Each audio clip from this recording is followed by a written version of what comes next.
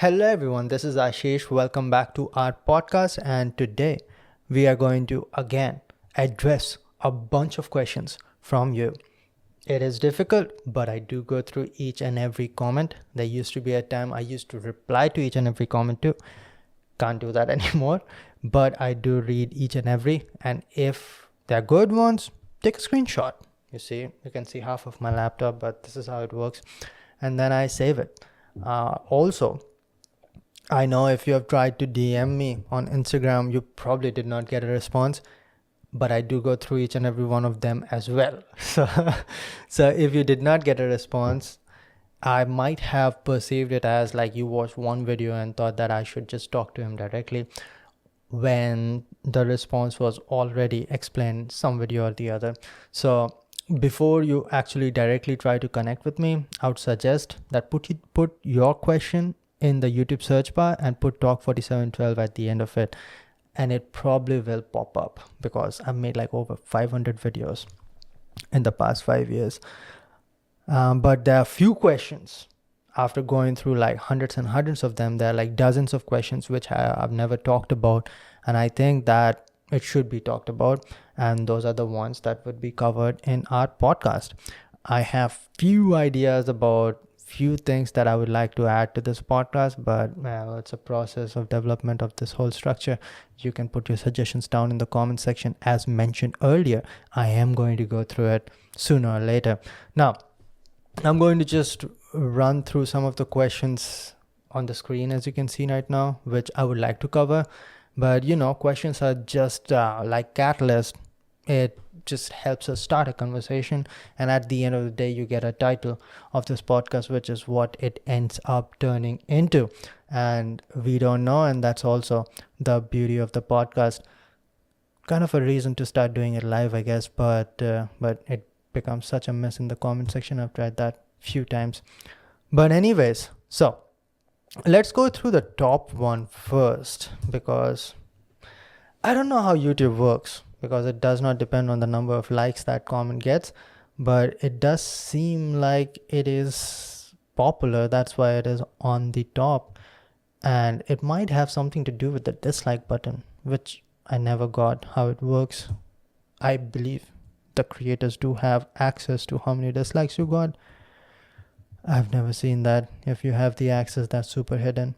All right, this first question, without any further ado, is by Sanskar Chauhan 4678, and that 4678 must have a meaning, because my YouTube channel does have 4 digits at the end of it. How to deal with the exhaustion build up over the years and months of preparation for exams when you are supposed to be chilling but can't. All right, define chilling. Always thinking of what next to do, what next to study, and other overpowering thoughts related to the things from which you are supposed to take break from. But how do you know you're supposed to take break from? Tell me where it is written in the stone. So I understand where this question is coming. I understand why this question is coming, and I'll make you understand what my idea is about, because obviously somewhere along the line, about 5 to 10 years in the past, I have dabbled with the same questions, and so I'm going to discuss this. One last line: can't make myself feel relaxed anymore. Okay, now it looks like you're preparing for some examinations. Now it can be anything, starting from 18-year-old kids preparing for NEET, IITs, things like that, to 29 years old preparing for IAS examination, civil service examination, 33 years old preparing for some examination or the other.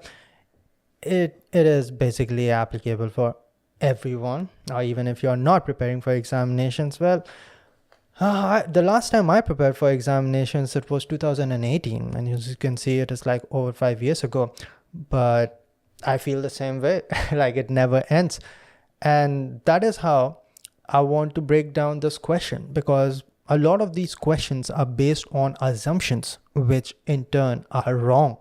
And see, there's some line, some quote somewhere along the way, I don't remember exactly what, but it is something like, if you understand the question very well, that is halfway to the solution. And I learned this while preparing for competitive examinations. And it is a very important part to read the question well, understand the question well. But what if you are the one fabricating the question? And what if the question is partially wrong and you have to find the solution too? So basically, it's not a question. You are laying out a problem statement. And what if the problem statement itself has flaws? So we are going to get to the bottom of it. So this particular question is based on few of the strong assumptions. That is, for example, we came out like when you are supposed to be chilling, but you don't. Now, how do you know you are supposed to be chilling? Because everybody says so? Because you watched a bunch of YouTube videos of vloggers having a good time? Why do you believe that? Because you don't go in this world searching for truth. You go in this world making your own truths, and you find out what works for you and what doesn't. Maybe going out and chilling, air quotes, might work for some people. It works amazing for, let us say, musicians, artists, and it might not work for you if you're preparing for competitive examination. Now, it might not work for you as well if you're doing a PhD. It might not work for you if you can think of a bunch of things, doing a startup or something, right? But the point is that it might work for someone else, might not work for you. So what is the source of your information? There was a short couple of months ago, which was in Hindi, because this was an extract of Delhi seminar, the most recent one, third one in 2023. Okay, so the extract basically talked about what is the source of your information, because that is very important. And this is where most people make a mistake in defining the problem statement, is not questioning what is the source of the information. So let us say you want to design a product, right? Now what you're going to do is do a market research, find out what people are looking for, what is the current demand, has someone else done it, can I do it better? These are the things, right? What if that source of information is incorrect and you start fabricating a product? Now, will that product work at the end of the day, even though you did everything perfectly afterwards? So that is why it is very important for you to sort out your mind. Ask these little questions like, okay, if I'm supposed to be chilling out, who said that? Did my parents said that? Or did my little brother said that? Or did I watch it in a movie and someone said that, oh, you only live once, and that is how I made up my mind about this, right? So, hey, you are supposed to be chilling sometimes, but you're supposed to be not chilling a lot of times. And it depends on at what point of life you are at. If you have achieved most of what you wanted to achieve and you think that right now taking a break or chilling is going to help you to relax, decompress, and do better in future, then that is the way to go. But if you have achieved nothing, not saying that you have done nothing, if nothing that you have done has brought you to a point where you can afford chilling, then that is not what you are supposed to do. So think about these things first, and that is why most of the time I'm not even able to go through 20% of the questions, because I take a lot of time to explain the question in the first place. Okay, next, I have not even started to answer the question, but I'm explaining why your question is a little bit flawed. What was the name again? Sanskar, which is fine. And then moving on to, okay, related to the things you're supposed to take a break from. Okay, a lot of things you're supposed to do. Now, here's the thing. Here's the thing about those who are in between 18 to 25. They have a reference of what it was until they were 18, when they were dependent on their parents. And especially this becomes a huge shock when they're like 22 and they get into the industry and start making their own earning or trying to make their own career. The thing is that so far you were really protected by your parents or whoever was taking care of you. And so you develop this idea that life is okay and I can have a good time most of the time, because you were having those good time on the expense of someone else not having a good time. That is what the majority works like. Don't bring exceptions. They are not examples. So this is the problem with those who are getting into their 20s, early 20s, and even to a huge extent up to their late 20s, because look at the experience they have with the independence or being responsible for themselves. It's like barely 10 years. And most of the time, a lot lesser than that, sometimes 2 years, sometimes 1 year. So now look at the reference they have for them being dependent on someone else. Most of the time, 18 to 20 years, sometimes 22 years. So their mind is set in a way that life is supposed to be easy, but they never experienced the perspective of those people who are making the life easy. For example, when you were 14, you never had to worry about getting food on the table, right? You never had to do that. All your problems were probably like getting your homework done or preparing for some examination. That's not real problem. And that's the thing what a lot of students do not understand. Your problems are not real problems. Real problem is to get food and shelter. That's the first place we start when we start in our career. And so you think that every now and then you need a break. Why? Because you prepare for an examination and then you go out and then you chill. You prepare for something like some terminal examination, some boards examination, that's like 6 months and oh, we are done. Now we get a break. But when it comes to reality, when you're making a career, you're at the bottom of the food chain and you are looking at 10 years of shit. That's what it is. It's like 10 years of just walking through shit. You have no value because you have developed no value, and that's how it is designed. It takes time to develop any value, and you just have to go through shit after shit. That's it.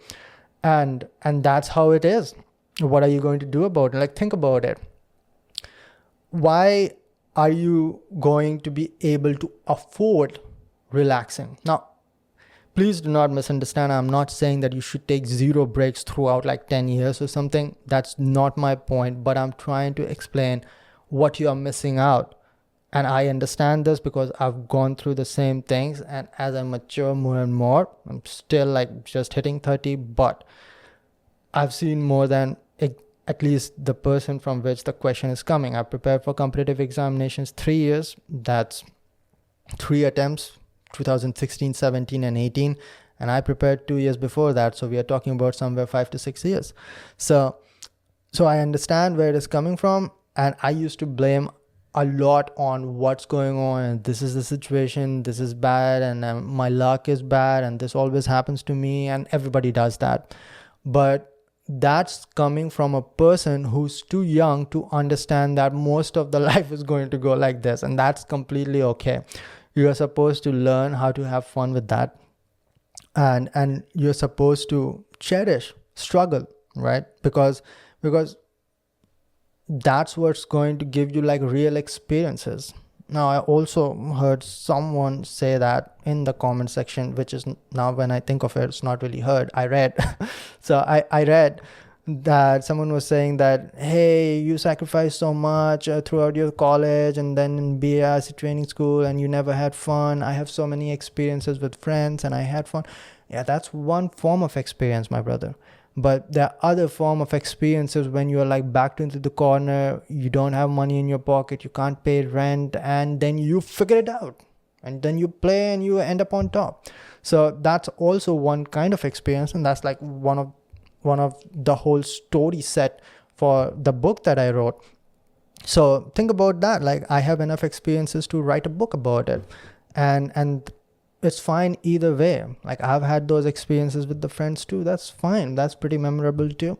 But that's also to be bring into your attention. Something else that is like struggle and pain and suffering are also experiences. Like I've talked about it, that people misunderstand failure and success too much. They segregate it. But in reality, both are just experiences. And that's, I think, what most of us are seeking. That's why you seek a movie. You want the experience of someone else. You want to see and learn Well, that's how human civilization developed in the first place. Like, people used to sit around bonfire and talk about like how someone got attacked by a lion or a bear, and how that person died, and then that person survived, and someone figures out, oh, this is how you survive, and then, oh, next time you faced a bear and you survived, and you share that story, and then someone figured out how to make fire, someone figured out how to make weapon, they sit around, they talk about it, they share experiences, and that's what we like,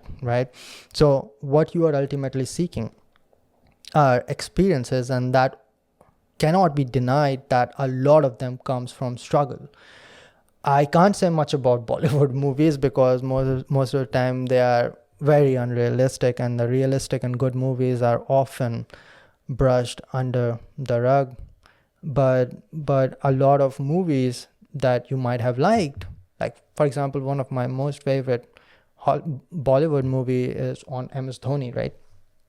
And coming from the same city, I related with it a lot, and most of the movie is just struggle. It's just him going through shit. It's him looking at the guy who is his batchmate, who he played across, and he's playing World Cup, and he's sitting in some tier 3 quarter of Indian Railways somewhere in like West Bengal, and think about what he would feel like, right? And those are the emotions that a lot of us have to go through, and that's not fun, that's not chill.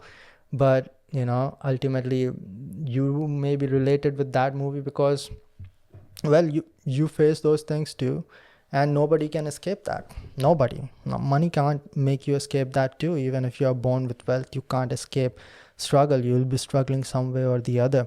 So point being, I've still not gotten into rest days or cheat days, and all those things are important, what I used to do technically. All I'm trying to do is explain it to you, the harsh realities that a lot of young students don't understand. And some people might get a little bit easier. I mean, obviously people coming from wealth and parents are always there to give them a comfy life, and powerful parents and all that, you know how things works. But they are also minority, and you can't compare, and world is not equal, but it is equal in terms of opportunity, and you got that opportunity. The question is, what are you doing with it? Are you sitting over there just complaining about other people getting more opportunities and messing up with everything that you can do with your opportunity? Okay, finally, coming down to what is my point. My point is that it is not defined when you can take a break, take a rest, and when you are burnt out. If you go a few episodes back, I have also talked about burnout in huge detail. There was a short which went pretty popular. If you can watch a video connected to it, it's a full 1 hour podcast discussion on it. And you do not know when you are burnt out. Failure is not a reason for you to stop working. Setbacks is not a reason for you to stop working. You do not know your limits, and that is what you are trying to do in most of your 20s. You are trying to find out your limits, and you are not going to find out your limits without sometimes crossing the line. And when you cross the line and you burned your engine red, then you take a break. That's fine. I just took a break of 5 days, and that is why no videos were coming out. And sometimes it is important, and I feel great about that. Now I get a lot of new ideas.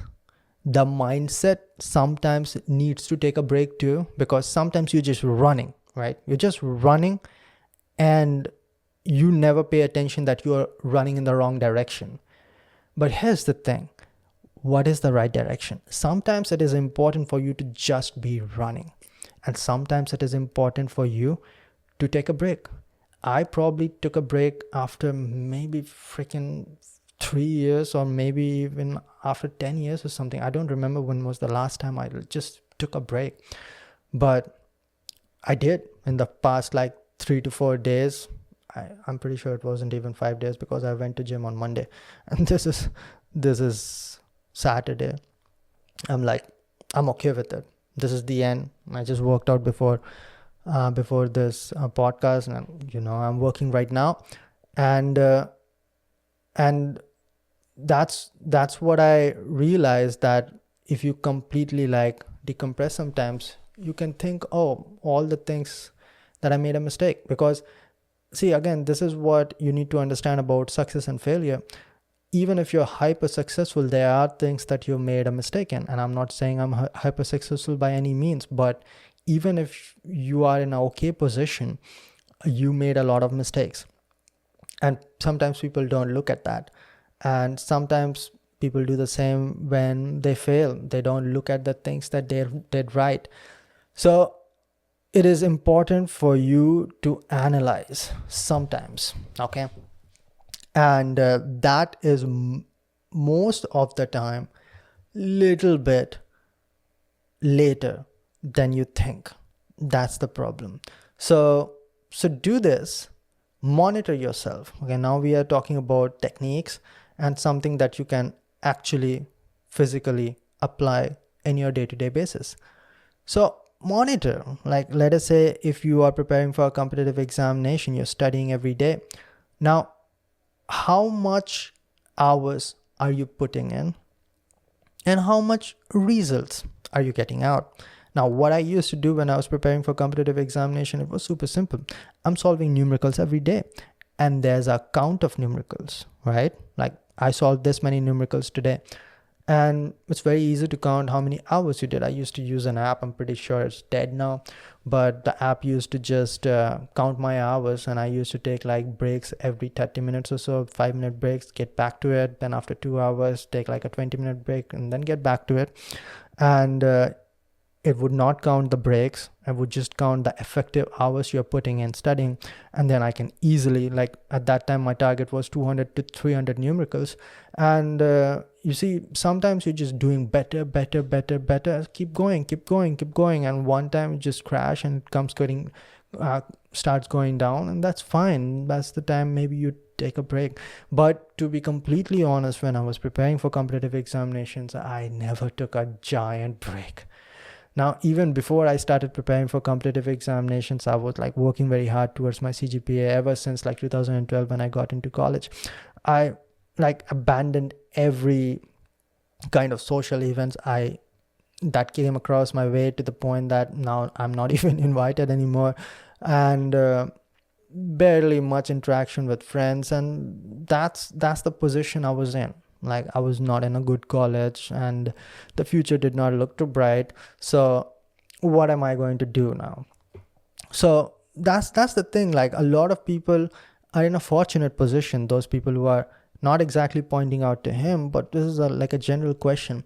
Like these questions of breaks and all, like people who are really struggling, they won't be considering taking a break, because like they are struggling, man. They will do anything to get out of it.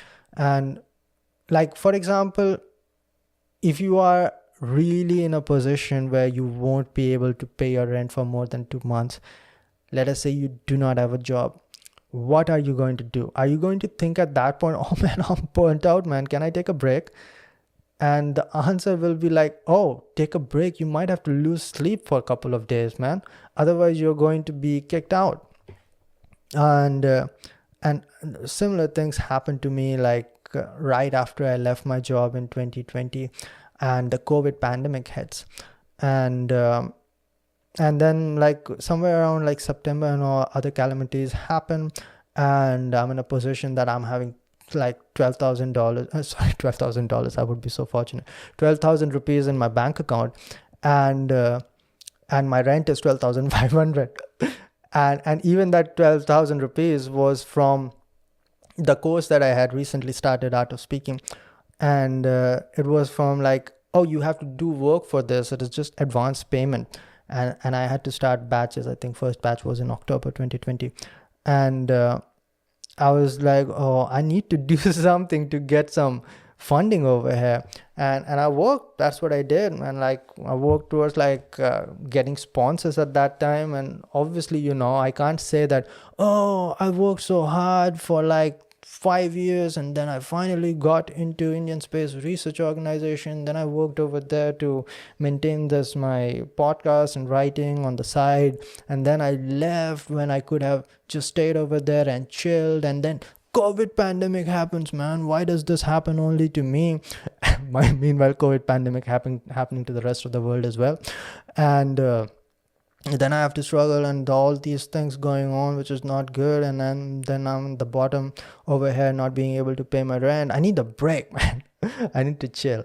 So that never happened, man. Break never came to me. I think right now I'm in a position where I can at least afford like 4 or 5 days of break. That too, like partially. It's not like I'm chilling for 4 or 5 days completely. It's just like I gotta do like 8 to 9 hours of work and then relax and maybe not go to the gym for 4 days. But yeah, most of the life is struggle. What you're gonna do?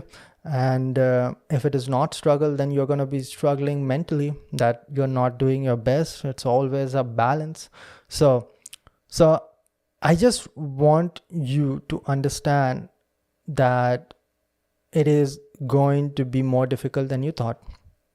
And the breaks and the long breaks, like a vacation, man, first of all, rich people take vacations. Okay. If you're going for a vacation for 7 days, you have to be in a very good position. I till this day have not gone to like a 7-day vacation, and I'm not seeing myself doing that for at least like 2 to 3 years. I don't think that's going to happen. Like, I'm just hanging out on a beach or something. So and I know that most of the people who are following my YouTube channel are students, are obviously in much worse position, which I was in too. And that is why I keep on making this content, so that you have someone you can relate to. I would say that it's a choice. It's a choice. See, you can give it up. All right. That's very possible. And you can take a normal life at any time. I could have stuck with the first job I got, and I could have done a 9 to 5, and that would be awesome. That was like a government job that is never going to fire me, and I would be retiring very well as a very senior scientific officer. Everything would have been fine, and there's absolutely nothing wrong with that. But it's a choice. If you want to relax and have vacations every 6 months, you should aim at getting a steady job. And if you haven't gotten a steady job, your full-time job, it's kind of like a startup, is to get that steady job. And it's not going to be any vacations or chilling until then. I don't think you can do much about it. What are you going to do? Like, are you going to get a steady job to get a steady job? That does not work out. So that's when you start understanding the harsh reality is. Sanskar Chauhan, I hope I was able to answer your question with the best of my knowledge and experience, and I hope I did not offend anybody. So that's about it. Also, if you do not want me to call out your name, then you can put in bracket, hey, keep me anonymous, because this is a public comment. So next, I'll still respect your privacy if you put just a comment of don't take my name. Okay, coming up next, hey, I should a little bit talk about my book. First of all, my book, The Boy Who Did Not Sign, is on Amazon, and you can buy a copy right now in India or in the rest of the world. It's in Amazon.in, Amazon.uk, Amazon.com. If you hate Amazon, then you can get it on other places too. Like, for example, Kindle, which is also Amazon. Just kidding, man. Or you can get it on Apple Books, or you can get it on Google Books. It's in a bunch of places, pretty much everywhere.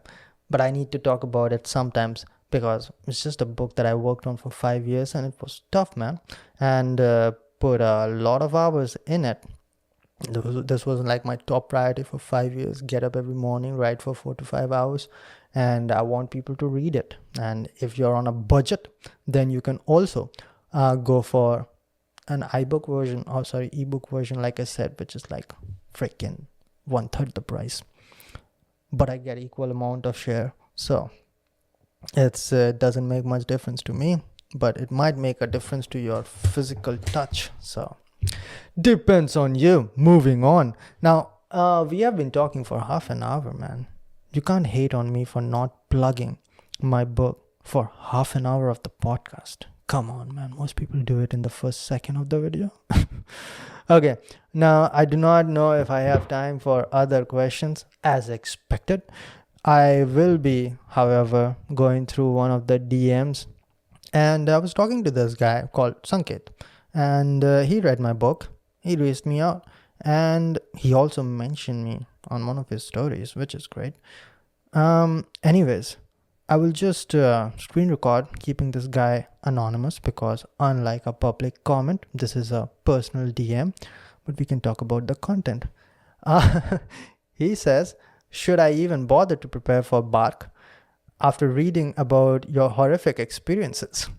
You literally had to change the institute's name to mention it on your book. That's a heck of an allegation, sir, but I'm not going to get into that and I accept or deny anything that your no comments on that on the record. I want to say that my experience in DAE might have been horrific, but your experience can be horrific working for Apple. Okay, it depends on you, on what you do.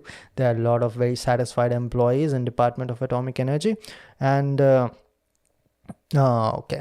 not going to get into detail, but basically what I said is nothing more horrific than being unemployed. That's the next book.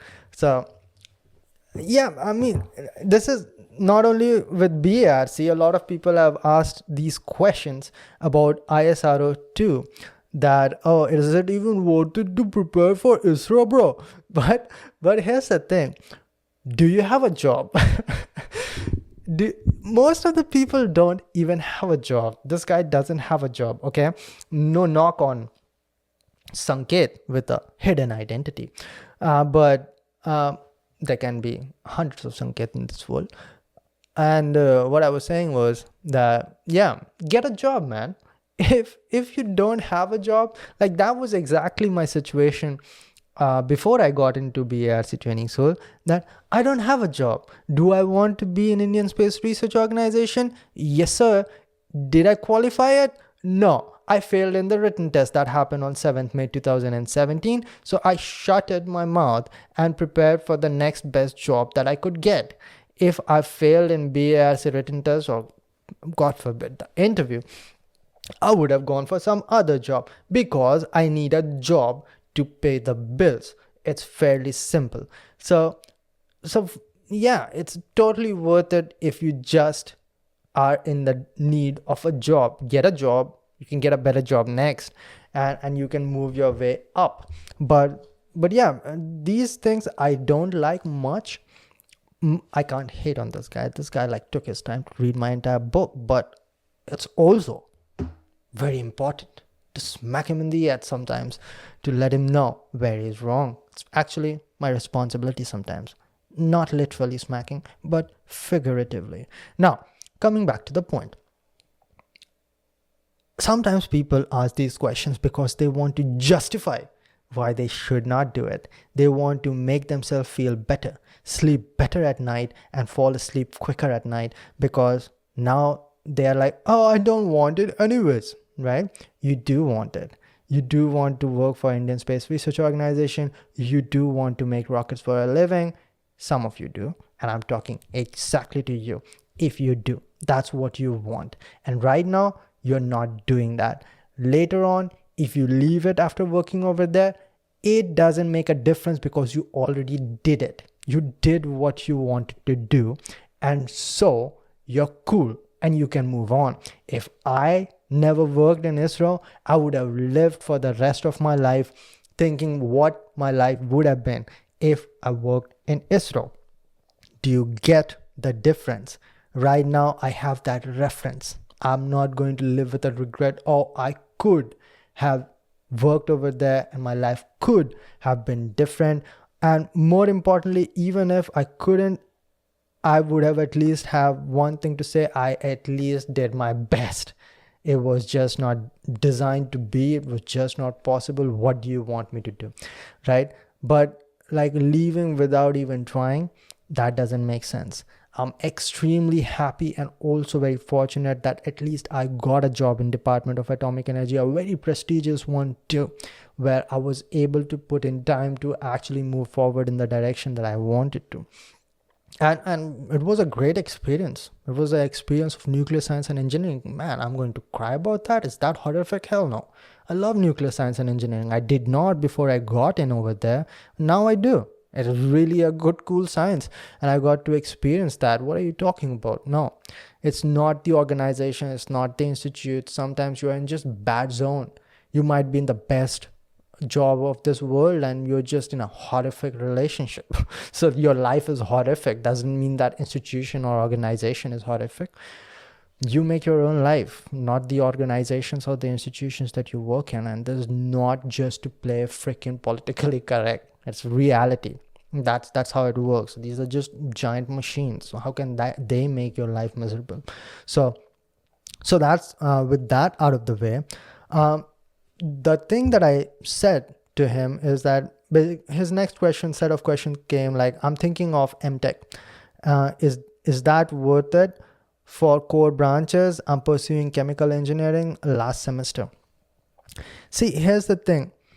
You can't ask me these questions of what is worth it. Like, worth it based on what? Job perspective or what? There's a probability of higher jobs or what? What are you trying to ask? Like, how can I say that you are going to be very successful chemical engineer with a M.Tech if I don't know if you're going to work your ass off? I have no freaking idea. Is there any pill that I can give you? Is there any direction or decision that I can give you that will for sure make it happen? It won't. This is not how the world works. It depends on you, of what you do. So it is better for you to make those choices yourself too. Don't listen to others for decisions because they do not know you that well. They do not know your strengths that well. They do not know your weaknesses that well. They do not know what you want to do based on like 20 years of your experience that made who you are. They cannot get inside your head to see what you really want to do or what you're capable of, what you are not going to work well at. So why are you leaving those decisions to them like he's leaving to me? Like, that's very limited set of like inputs for me to tell you. My biggest question is that how much time are you ready to put in? If you said that I'm going to work like hell for the next 10 years and I want to pursue dancing as my career, I'm like, go for it. Doesn't make a freaking difference. You're going to be very successful if you're just ready to go for it and just suck it up and just ready for all the failures and all the setbacks. If you're ready for that, no matter what you do, you're going to be making a great life for yourself and you're going to be extremely happy. And that's the thing people do not understand. Like, pain and suffering brings happiness at the end, and that's how it is all designed. And that's what most of the people are afraid of, suffering. Like, they don't want to go for it. They just want to jump to happiness. And that's also a jump route for drugs a lot of times, because it makes you happy all of a sudden without any like pile of crap that you have to go through. But then again, it comes with a cost. Energy is balanced, right? And anybody who has done any kind of intoxicant knows that, like, there's going to be a low too, sir. You have to pay back. So that's it. Now, what I said line by line was only if you're interested to learn more about chemical engineering. And why did I say that? Because if you're interested to learn more, no matter what happens, you are going to learn and gather knowledge and you are going to build worth. And that is going to build a great career. But if you're not interested in that, then what the hell are you doing a master's degree for? What are you doing for campus placements? If you're going to even get a job over there, you would have to learn a lot. So your objective should be learning, like your 20s. I think that's the title for this podcast. Your 20s should be a learning process. And unfortunately, that does not happen with a lot of partying. Oh shit, I did not talk about cheat days. I will pay attention towards that at the end of it. So keep at it. Bear me for a little bit more. Okay, next. Didn't you just read my book? Okay, first of all, wrong English. Sorry, Sanket. Show me the page where Ashwin asks someone else about what is worth it. So that's it. Like, you can read the entire, like, how many pages? 336 or so? No, 331.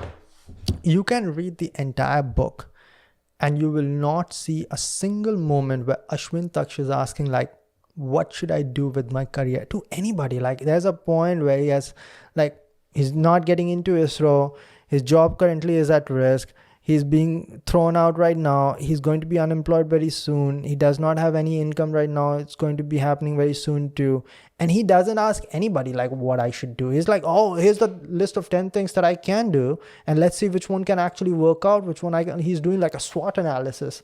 So he's not asking anybody when he's doing good, and he's not asking anybody what I should do when he's doing poorly. He's like always like, this is my decision, it's my responsibility to make this decision right.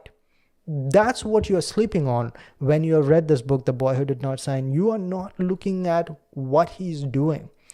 You're not looking at what right he's doing. He has a lot of flaws, like freaking horrible when it comes to relationship. It sucks the way he deals relationships, but he's pretty good when it comes to how he deals towards career. And that's like, the whole book is clashing between relationship and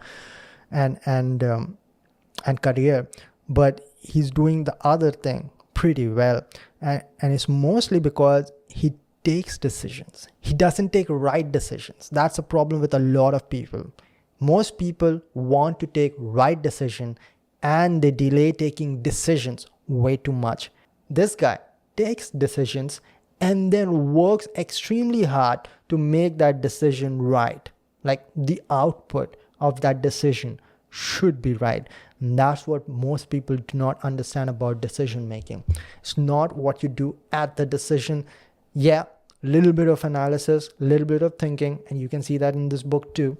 But ultimately, take the decision, get moving. Not spoiling this book for anybody, but those are the things that you should take, like, notice. What is the mindset? What is the mentality? And this is with most people who were able to do what they wanted to do. They don't ask a lot of questions of what I should be doing right now. Like, I never asked anybody whether I should do mechanical engineering or not. You know what? Most of the time, when you know what you want to do, or you know at least, or you think at least like, this is what I should do, when you make that decision, most of the time people will be coming around and telling you not to do that. And that's when you know that you're in the correct path.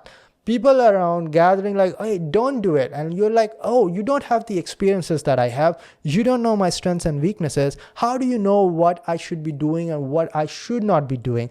And you ask them what you should be doing, and they have no clue. They don't know what they should be doing, but they know very well what you should not be doing.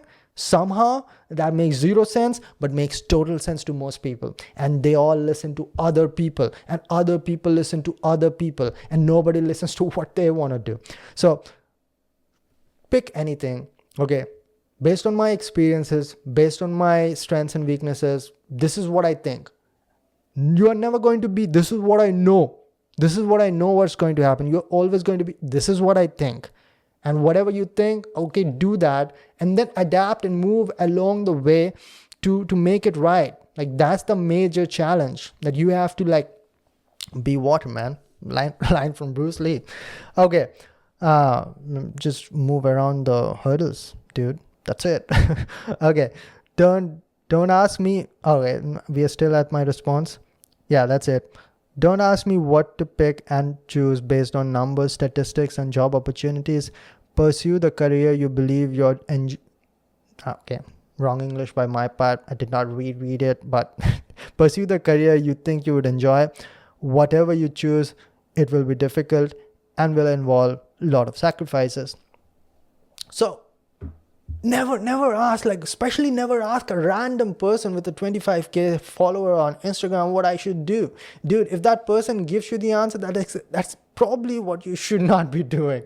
Like, that's a moment you stop and think like, hey, what do I think, man? Dude did not even talk to me for 2 minutes. He responded to my DM with 2 words, and then I'm going to do that. Like, imagine I would have said, yes, it's a good idea. This is the best college, go for it.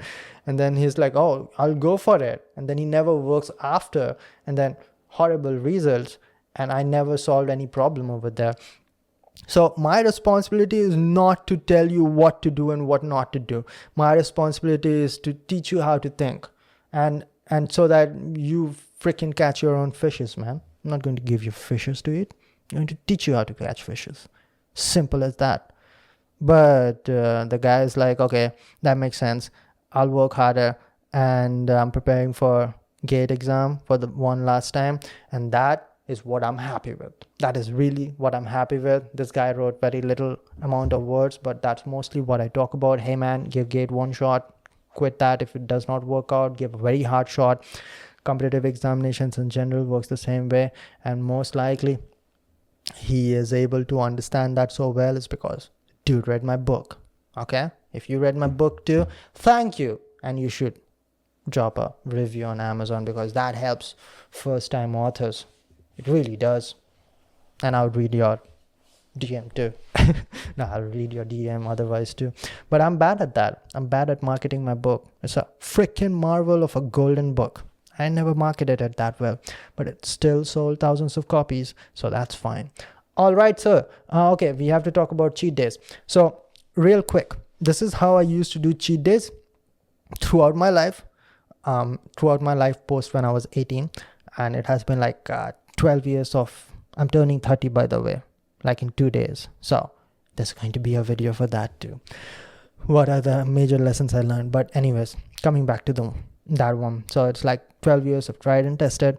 And like I said, I've still not reached a point where I can take like a freaking 7 days vacation in Hawaii or something. But this is what I did, and this is what I'm doing.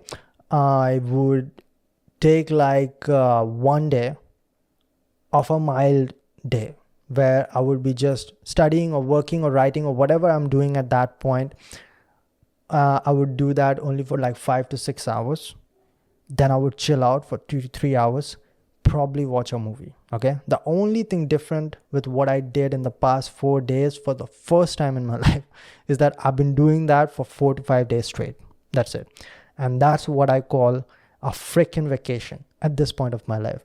Okay, and that is what I did when I was preparing for competitive examination. I turned out okay, I think. Okay, if you think that I turned out okay and I did not go like psychotic, maybe try it. All right, but then again, it might work for me and might not work for you. Some people break faster, which is no knock on them, and that is a reality. And some people just keep on going for like 12 years, and some people just like need a break very quick, and still they turn out to be billionaires. So that's fine too, and they become super rich and famous. So you can be that one too, and it does not matter how much breaks you take. It's not a race against each other. You will have to find out what works for you. But if you ask what I did, yes, I did take cheats, and that's what I started to do like in 2017, fairly late, right after I failed at my second attempt at Indian Space Research Organization. I'm like, oh, so there's something I'm doing wrong for sure. And so I started doing this. Okay, on the weekends, maybe I'll just chill out for like 2 to 3 hours, or I'll go out with some people, have a dinner or something, or whatever it would be. I always avoided those 5 to 6 days like vacations. I remember like few of my friends were always making these trips whenever there was like a longer vacation, like a Diwali or something, like a 3 days 4 days vacation. I always looked at it like, oh, I can use these 3 days 4 days to get to where I wanted, and that was something that might have hurted me way too much, but ultimately this is what I did, and this is what I call cheat days or rest days, and it helped. Okay, and right now I'm doing pretty much the same. Yeah, right now I'm like, again, when I start, or what do you call it, do you call it start or stop? When I start decelerating, it's again like a mental clash, right? am I not doing enough for what I want to pursue? Like, what I want to do is publish like 3 more books. That's what I want to do.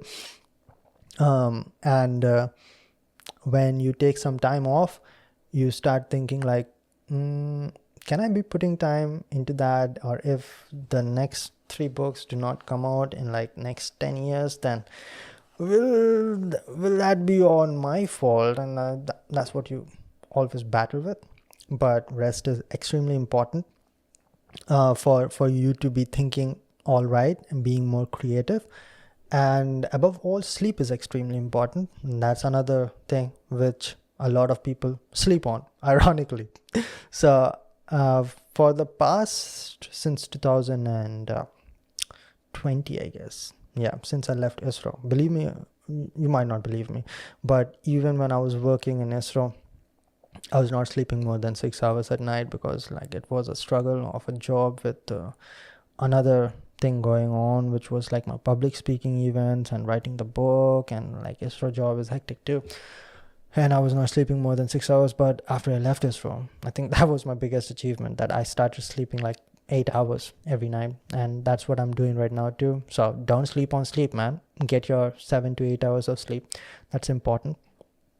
And that's all I can say. Sorry that in this 1 hour I could only gather enough energy to discuss just 2 questions. But it's like questions and concerns of most of the people.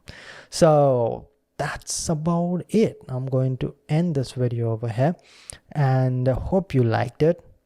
No, I mean, hope you like the thumbs up button over there, and hope you subscribed it if you haven't, which is fine. Nobody gives a shit about subscribe anymore. But if you would, then that would help me to reach 350k quicker, and you might be a part of that team and the mission. Follow my Hindi YouTube channel. I should have said this in the beginning. Dude, I'm just going to make a cut sequence, because I should really do it, because nobody knows about my Hindi YouTube channel.